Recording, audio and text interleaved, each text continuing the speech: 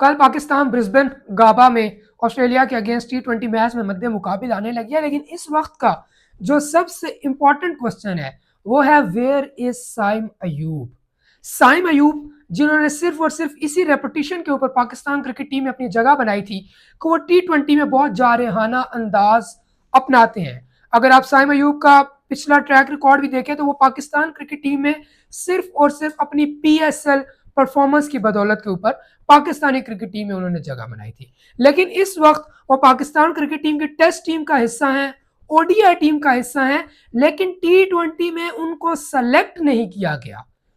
पाकिस्तान ने ODI series में जो ऑस्ट्रेलिया को 2-1 से शिकस्त दी है, उसमें अगर बैटिंग में किसी खिलाड़ी ने सबसे ज्यादा किरदार अदा किया है तो वो साइम अयूब रहे हैं। चाहे दूसरे ODI मैच में उन्होंने 80 से ज्यादा रन 100 से भी ज्यादा स्ट्राइक रेट से बनाए हों, या फिर तीसरे ODI में तकरीबन 40 रन उन्होंने स्कोर किए हों, लेकिन साइम अयूब आपको T20 स्क्वाड में नजर नहीं आ रहे। चले इस बात को मान लेते हैं कि साइम अयूब को इनिशियली PCB ने T20 के लिए मुंतखब नहीं किया था, लेकिन जब टीम ऑस्ट्रेलिया ट्रैवल कर चुकी थी और ODI में साइम अयूब की इतनी शानदार परफॉर्मेंस थी तो उनको T20 आईएस के लिए क्यों नहीं रोका गया, और एक ऐसे खिलाड़ी को नहीं रोका गया जिसकी रेपुटेशन ही T20 है, जो आपको सिर्फ और सिर्फ ओपनिंग में आके पावर प्ले के 6-7 ओवरों में, चाहे वो साइम अयूब हो या फखर जमान हो, ये आपको मैच साइड पे कर देने की अहलियत रखते हैं अगर ये आउट ना हो। लेकिन आप लोगों ने इन्हीं को जो है वो टीम के लिए मुंतखब नहीं किया।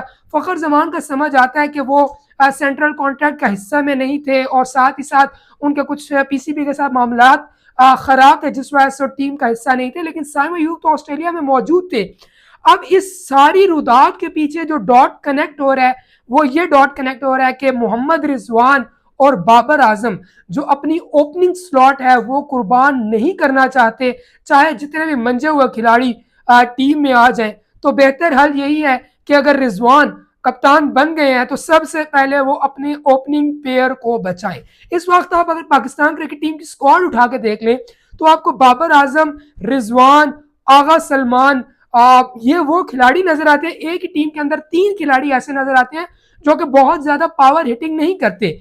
उसके अलावा साहिबजादा फरहान भी यही रेपुटेशन रखते हैं जो कि टाइम लेते हैं। तो एक 11 रुकनी टीम जो कि मैच के लिए मुंतखब हो, उसमें 4 खिलाड़ी वो हों जो कि एंकर इनिंग खेल रहे हो। फिर आपने आमिर जमाल को भी T20 स्क्वाड के लिए मुंतखब नहीं किया, ये जानते हुए कि लास्ट टाइम जब अहमद जमाल ऑस्ट्रेलिया में आपके लिए टेस्ट मैचेस में भी एक्शन में नजर आए थे साल 2023 में, तो उन्होंने विकेट्स भी लिए थे और उन्होंने अच्छे स्ट्राइक रेट के साथ टेस्ट में मिचेल स्टार्क वगैरह के सामने ठीक ठाक रन्स भी किए थे। तो पहले तो आपने एक ये ब्लंडर मारा कि आपके पास साइम अयूब जैसा इन फॉर्म प्लेयर जो है वो मौजूद था, आपने उसको T20 के लिए मुंतखब नहीं किया। और रीजन जो हमें समझ आ रही है वो यही है कि मोहम्मद रिजवान और बाबर आजम के पेयर को बचाया जा रहा है। बाबर आजम लास्ट ईयर में आपको याद दिलाता चलूं जब न्यूजीलैंड के अगेंस्ट पाकिस्तान 5 T20 आयर्स में मध्य मुकाबिल आई थी, जब बाबर आजम कप्तान नहीं थे बल्कि शाहीन शाह अफरीदी कप्तान थे, तो सबसे पहले बाबर आजम को 1 डाउन की स्लॉट के ऊपर लाया गया था।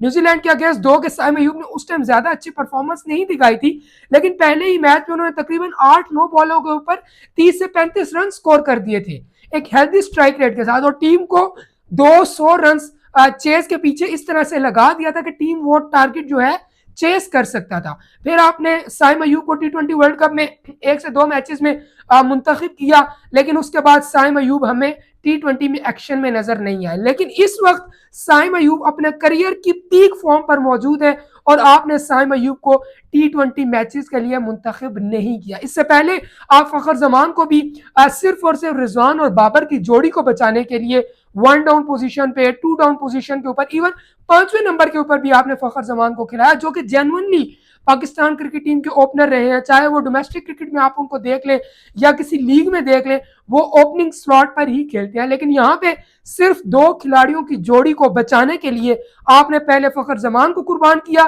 फिर अब आप साइम अयूब को कुर्बान कर रहे हैं, उनकी फॉर्म को, उनकी शानदार फॉर्म को देखते हुए भी। तो मुझे समझ नहीं आता, अगरचा के बाबर आजम जब भी 1 डाउन की पोजीशन के ऊपर भी खेले हैं तो उन्होंने अच्छा परफॉर्म किया है, लेकिन अगर आप बाबर आजम की ओपनिंग स्टैट्स ऑस्ट्रेलिया के अंदर निकालेंगे तो वो कुछ ज्यादा अच्छे नहीं मिलेंगे, स्पेशली साल 2022 में जब पाकिस्तान T20 वर्ल्ड कप में ऑस्ट्रेलिया में मद्दे मुकाबिल आई, ऑस्ट्रेलिया में दीगर टीमों के मद्दे मुकाबिल आई थी, तो उस वक्त बाबर आजम की इंडिया के अगेंस्ट गोल्डन डक थी, वो भी ओपनिंग स्लॉट पे थी। उसके अलावा आप साउथ अफ्रीका के अगेंस्ट उनकी इनिंग्स निकालेंगे, 1920 बॉलें उन्होंने खेली थी, उनका स्ट्राइक रेट वहां पे भी 100 से कम था। आप जिम्बाब्वे के अगेंस्ट उनकी इनिंग निकालेंगे, वहां पे भी 5 से 6 रन उन्होंने ओपनिंग स्लॉट में बनाए थे। मैं इस डिबेट में बिल्कुल भी नहीं जा रहा कि बाबर आजम की T20 में जगह बनती है या नहीं बनती, बिल्कुल बाबर आजम की T20 में जगह बनती है और उनकी बेतहाशा खिदमात है पाकिस्तान क्रिकेट टीम के लिए T20 आईज में। लेकिन क्या वो ओपनिंग पोजीशन डिजर्व करते हैं, ये एक बहुत बड़ा सवालिया निशान है। आप लोग क्या समझते हैं कि क्या बाबर आजम और रिजवान की जोड़ी को बचाने के लिए क्या साइम अयूब को कुर्बान किया जा रहा है, या फिर इसके पीछे और क्या वजूहात हैं? आप जरूर कमेंट सेक्शन में मुझे इस हवाले से आगाह कीजिएगा। इसके अलावा कप्तान मोहम्मद रिजवान ने आज प्रेस कॉन्फ्रेंस की, उसमें भी उन्होंने T20 सीरीज के हवाले से बहुत सारे सवालात का जो है वो जवाब दिया।